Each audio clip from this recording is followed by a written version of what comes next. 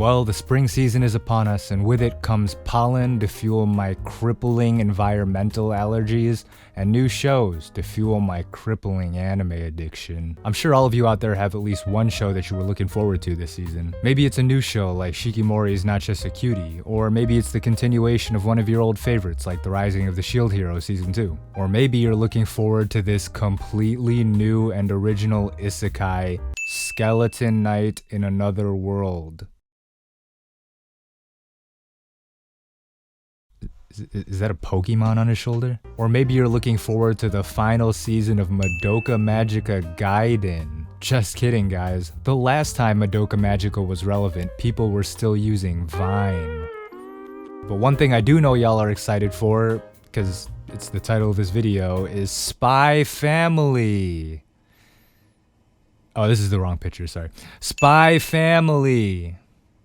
Okay, so by the time this video comes out, the first episode of the new Cloverworks show, Spy Family, should have dropped by now, and I just wanted to talk about the series a little bit, you know, to maybe convince some of y'all to watch it and or read the manga, and, you know, just why I think the series is so great in general. I'll probably go through the first couple chapters of the manga, which should maybe cover the first episode or so, but besides that, this video will be spoiler-free. So the premise of Spy Family is this. A master spy, codenamed Twilight, is tasked with a mission to obtain information from powerful politician Donovan Desmond in order to prevent a war between two neighboring countries. In order to do this, he has to form a fake family in order to infiltrate the prestigious school that Desmond's son attends. Who's in this fake family? A young girl named Anya, who is secretly a telepath, and a woman named Yor, who is secretly an assassin. Along with Twilight, who now goes by the name Lloyd, they create the Forger family.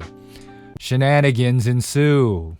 Yeah, I don't know. Spy Family is really good. I haven't watched the first episode yet because I'm filming this ahead of time, so that'd be kind of difficult, but I'm sure Cloverworks will do a great job on it, so you should go watch it. But if it ends up being dog shit, which, you know, is a very real possibility with Cloverworks, forget I ever said any of this. But anyway, you should check out the manga, which I know for a fact is good because it was created by Tatsuya Endo, and he was an assistant on Blue Exorcist, which was dog shit, but listen, y'all, I promise this series is good. Okay, but real talk, I always like to say that the best series are the ones where the author has a clear vision of what they want to create. Everything from the direction the plot moves, to the nuances of the characters, to even just the overall vibe and aesthetic of a series, all has to feel purposeful and thought out. At least if you want some pretentious asshole like me to like it anyway. But luckily, Spy Family is exactly like this. It's a spy thriller slash rom-com slash familial slice of life slash gag comedy series that oozes with charm and cleverness. If you like shows like the concurrently airing Kaguya-sama, or if you like fun, clever comedies like Sket Dance or Gintama, you will definitely enjoy Spy Family. Also, if you're like 16 and the only anime you've ever seen is Jujutsu Kaisen or something, I guess there's a decent amount of great fast-paced action sequences in here too, you know, if you care about that sort of thing. But as I was mentioning, one of the biggest draws of Spy Family is its characters. Let's look at the three main members of the Forger family. Twilight, aka Lloyd Forger, is your classic, hyper-competent, no-nonsense super spy. He's known as a master of disguise, and he uses this skill to help him in creating this fake husband slash head of the household persona for the sake of his new mission. Lloyd is a great character because he's one of the rare examples of male gap moe in anime. If you're not familiar with the concept, gap moe is basically when a character does something contrary to what their usual personality is like, thus creating that glorious moe. For example, when the usually competent Kaguya Shinomiya becomes a blushing mess, or whenever the usually meek and unassuming Megumi pulls it together when cooking. That's gap moe. In Lloyd's case, it happens whenever you see that professional spy side of himself break down a little bit and you see him act affectionately towards Yor or Anya, and even though in his mind he's convinced himself it's all fake emotions for the sake of the mission, we all know that's not really the case. Because of this, it creates some of the most wholesome moments in the series whenever you see Lloyd just being a dad. Yor is the mother of the household, who moonlights as a renowned assassin nicknamed Thorn Princess. I'll be real, Yor is probably the least interesting out of the main cast, but not because of the idea of her character is bad, it's just because she hasn't gotten as many opportunities to shine like the other characters have. What makes Yor really good is her interactions with the other characters, namely the other foragers and her brother Yuri Briar. Yor's character as an aloof, innocent superhuman is charming when you see other people react to her insane strength. She's kind of like Fezzik from The Princess Bride, where she's like this sweet, harmless animal that could destroy you at any moment. It's not my fault being the biggest and the strongest. I don't even exercise. But that kind of earnestness is what makes Yor and characters similar to her, so likable. See, sometimes less is more when coming up with characters. Even just the simplest archetypes can work, and even though they may be cliches, they're popular for a reason. Yor is a relatively straightforward character, but there's nothing wrong with that because she's executed well and she's definitely getting more and more interesting things to do as the manga goes on. I can also see her being like a big fan favorite just because of how likable she is. Finally, we got the daughter of the Forager family, Anya, who is an orphan child that has telepathic powers. I'll say it straight up, Anya is basically like the mascot of the series, and she'll almost definitely be a fan favorite. Y'all thought you saw a lot of Marin faces in Winter? Just wait till you see the horde of Anya reaction faces that are about to flood the internet. Okay, but what's the appeal, right? Well, Anya is the source of the majority of the comedy in Spy Family. She's privy to both her parents' secrets, so there's a lot of comedic misunderstanding going on and those type of elements, but she's also just like a big excitable goofball, so it's fun to just watch her being like a dumbass kid. To me, Anya is representative of what really makes Spy Family's humor click, right? The jokes are built around the comedic device of sustained misunderstanding.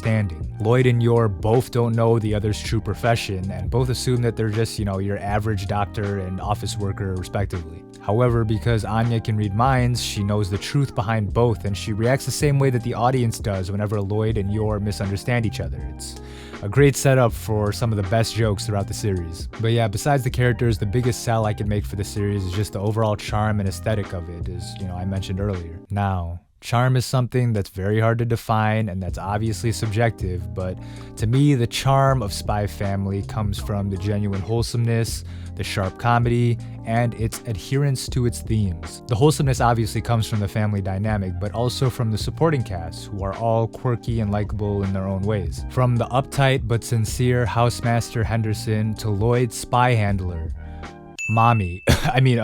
Sylvia. Everyone just feels like a big well that's waiting to be explored, even though the story mainly focuses on the Forager family. The comedy I already talked a bit about, but another thing I wanted to say is to take notice, if you read the manga or are watching the anime, take notice of the sharp dialogue as well. There's a lot of dry humor and just sort of verbal flourishes that may go over your head, and I think it really helps your enjoyment if you just really take time to enjoy that back and forth dialogue. And finally, it's the themes of Spy Family that are part of what makes it great. Obviously, there's the theme of family, but another big theme is its anti-war message and kind of how propaganda and the messy web of politics can really make people forget just how much war fucking sucks. And I mean, we all know that's a pretty timely message considering current events in the world right now. The fact that Spy Family really stays true to these themes and explores them in interesting ways shows how focused and thought out the writing is. I know for me, one of my biggest problems with the series is when it loses sight of its original concept and it switches up on what it was trying to convey to its audience in the first place. But yeah, Spy Family is great. Well,